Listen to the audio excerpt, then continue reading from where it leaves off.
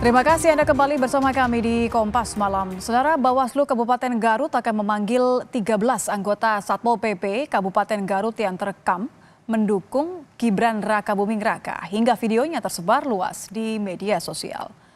Ketua Bawaslu Kabupaten Garut Ahmad Nurul Syahid memastikan ke-13 orang tersebut akan dipanggil untuk dimintai keterangan soal video anggota Satpol PP yang mendukung salah satu paslon di Pilpres 2024. Bawaslu juga akan mengklarifikasi soal penggunaan seragam Satpol PP dan tempat pembuatan video. Nah, informasi awal itu harus ditelusuri dan mencari informasi tambahan. Hasil planonya ya melakukan penelusuran, kemudian nanti ada langkah-langkah selanjutnya, misalkan akan ada pemanggilan dari orang-orang yang ada di video itu. Membuat video itu menggunakan seragam lengkap Satpol PP, dan bisa dipastikan ada kemungkinan juga tempatnya pun di ruangan atau di kantor. Pemimpin muda di masa depan, Mas Gibran Rakabuming Raka. Video berdurasi 20 detik ini memperlihatkan 13 anggota Satpol PP yang menyerukan dukungan kepada Cawapres nomor urut 2 Gibran Rakabuming Raka. Sebagian dari mereka bahkan membawa poster bergambar wajah Gibran. Dukungan terang-terangan anggota Satpol PP terhadap Gibran ini menuai pro dan kontra. Menko Polhukam Mahfud MD menegaskan tindakan tersebut melanggar kode etik dan aturan. Mahfud bahkan mencurigai ada pihak tertentu yang mendorong terjadinya video ini. Seharusnya itu tidak boleh, ya. Seharusnya itu tidak boleh. Itu pelanggaran kode etik dan pelanggaran aturan sebenarnya. Itu kan Satpol PP itu diangkat untuk melayani masyarakat, membantu pemerintah. Kalau lalu mihak-mihak gitu tuh sudah melanggar, dan sekelas Satpol PP itu saya kira tidak seberani itu kalau tidak ada yang mendorong. Nah, tinggal siapa yang mendorong itu, apakah orang luar atau orang dalam. Nah, nanti kita lihat. Tapi itu tidak boleh dilakukan, itu norak. Berbeda dengan Mahfud, Kepala Staf Presiden Muldoko justru seakan memaklumi tindakan tersebut. Muldoko beranggapan tidak ada kode etik yang dilanggar karena Banpol PP bukan aparatur sipil negara atau ASN, sehingga memiliki hak untuk menyampaikan aspirasi mereka. Memang agak saya sendiri secara pribadi cukup prihatin dengan kondisi Satpol PP ya, karena pernah menyampaikan kepada saat saya di suatu tempat ya, pada saat saya ngasih ceramah, apakah itu di Semarang ya, nggak salah. Mereka menghadap ke saya, Satpol PP itu menyampaikan, Pak, status kami itu seperti apa? Kami ini belum terakomodasi di pendekatan ASN enggak, P3K juga enggak, posisi kami belum jelas. Nah, bisa saja mereka menyampaikan kepada salah satu calon presiden. Mungkin bukan hanya ke Mas Gibran, bisa aja ke calon yang lain, karena itu bagian dari aspirasi mereka. Menurut saya enggak ya, karena ini sebuah organisasi yang belum terakui secara baik, belum mendapatkan posisi yang jelas, posisi di ASN-nya itu, maka ya wajar mereka bisa menyampaikan kepada siapa. Di tengah perdebatan pantas tidaknya anggota Satpol PP, Bupati Garut Rudi Gunawan menyatakan permohonan maaf atas video yang menimbulkan keramaian di tengah publik. Bupati menegaskan sudah memberikan sanksi tegas kepada pelaku dan berjanji untuk melakukan pembinaan. Saya mohon maaf atas kejadian itu, dan itu sudah diberikan sanksi. Sanksinya ada yang 3 bulan, dia tidak boleh bekerja, tidak mendapatkan gaji, yang paling rendah adalah 1 bulan. Semuanya sudah diberikan sanksi. Paling berat sanksinya apa, Pak? Paling berat sanksinya dia didemosi ya, dan dilakukan tidak pembayaran gaji selama 3 bulan. Pak, biar... Ke-13 anggota Satpol PP yang ada di dalam video ini pun tengah diperiksa Bawaslu terkait dugaan pelanggaran karena mereka menggunakan seragam Satpol PP dan merekam video di kantor Satpol PP. Tim Liputan Kompas TV. Ya, ramai reaksi atas video anggota Satpol PP Kabupaten Garut yang terang-terangan mendukung salah satu cawapres. Lalu bagaimana melihat aturan soal netralitas aparat pemerintahan maupun yang dianggapnya sebagai bukan atau non-ASN? Kita akan ulas bersama dengan Bivitri Susanti, pengajar dari Jentara Institute. Selamat malam, Mbak Bibi. Selamat malam. Pak, kalau klaim istana ini kan tidak ada pelanggaran aturan, tidak ada pelanggaran etik karena Satpol PP bukan ASN. Pendapat Anda?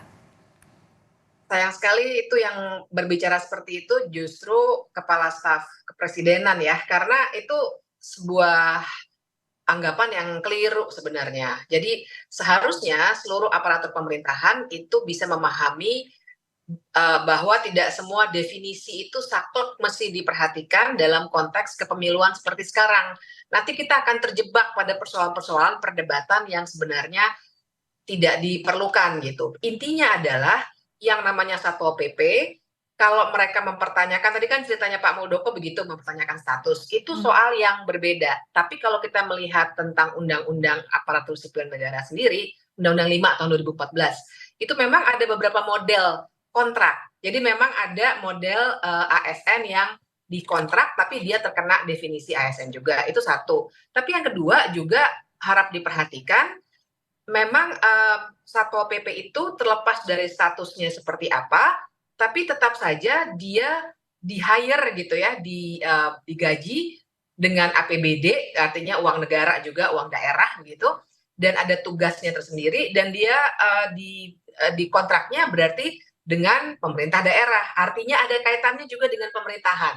Nah, jadi saya sangat menyayangkan tuh seorang kepala KSP bisa berbicara seperti itu, seakan-akan memberikan perlindungan di balik definisi ASN itu sendiri dan bagaimana ASN bisa terkena etik dan lain sebagainya. Menurut saya dalam situasi kepemiluan seperti ini kita harus melihatnya secara lebih etik gitu, karena memang semua perangkat peraturan perundang-undangan kita tidak secara rigid mengatur seterang mungkin semuanya begitu ya, karena itu melihatnya harus lebih terang. Kalau menurut saya, ya, kontekstualnya adalah bagaimana kemudian mereka bersikap sehari-hari pelayanan terhadap masyarakat begitu ya?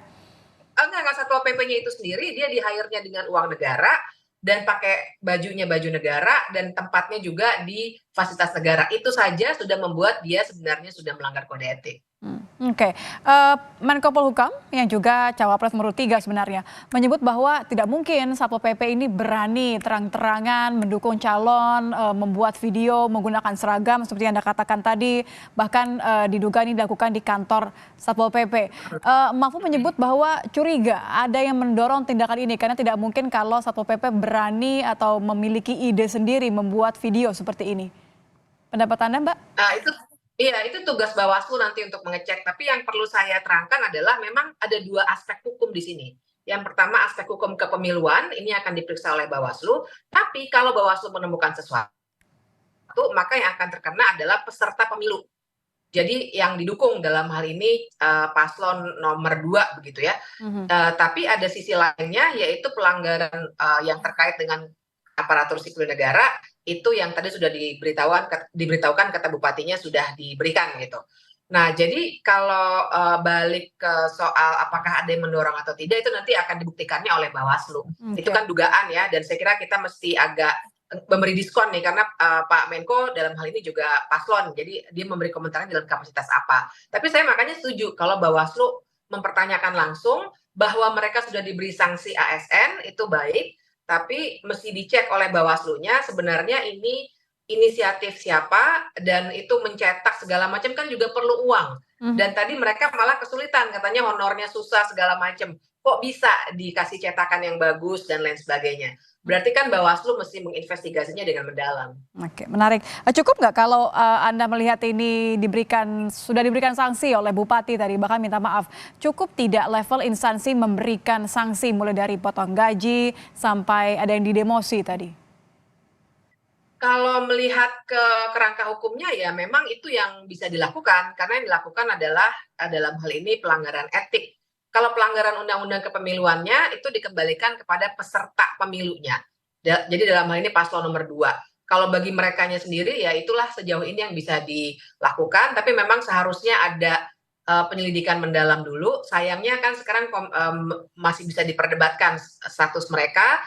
dan komisi ASN juga tidak ada dan seterusnya. Jadi saya kira untuk sanksi yang sejauh ini sudah diberikan paling tidak sudah cukup memadai dengan penjelasan juga kepada publik. Oke, terakhir Mbak, kalau kita ingatkan sebenarnya peringatan, imbauan agar ASN dan semua kemudian yang terlibat dalam penyelenggaraan pemilu agar netral di Pilpres. Ini kan sudah terucap ya dari Presiden Jokowi sendiri sebenarnya. Kenapa kemudian masih ada kekhawatiran di tengah publik soal ini, ada sentimen kemudian bahkan ada kekhawatiran adanya ketidakadilan atau condong pilihan begitu? Iya, kekhawatiran itu wajar, termasuk dari saya sendiri ya, karena kita tahu salah satu paslon dalam ini, apalagi yang tadi dibawa-bawa posternya yaitu Gibran, itu adalah anaknya presiden yang sekarang sedang berkuasa. Itu masalahnya dengan persoalan nepotisme yang sekarang kita hadapi. Mestinya kan memang tidak ada ya idealnya. Tapi kekhawatiran itu jadinya wajar, karena sekarang kalau kita lihat struktur aparatur sipil pemerintahan, memang paling atas adalah presiden. Dan kalau dicek lagi juga bupati Garutnya dari partai apa dan seterusnya, itu kan semua akan menimbulkan kekhawatiran. Jadi saya kira wajar saja kalau memang imbauan ini tidak boleh hanya sekedar imbauan. Jadi sanksi-sanksi harus tegas sekali. Nanti Bawaslu menemukan apa harus diterangkan kepada publik. Kalau memang ada dorongan, tadi istilahnya Pak Mahfud begitu ya, dari salah satu paslon, maka harus diberikan sanksi yang tegas. Jangan sampai juga nanti Bawaslu ikutan menjadi orang yang takut pada petahana gitu. Itu yang memberikan situasi yang kompleks sekarang.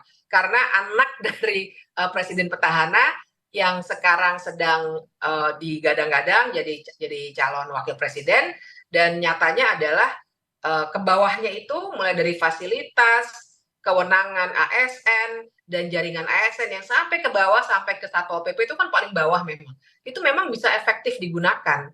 Jadi memang makin rawan situasinya dalam konteks yang sekarang. Baik, terima kasih Bivitri Susanti, pengajar dari Jentera Institute sudah bergabung bersama kami di Kompas Malam. Selamat malam, Mbak.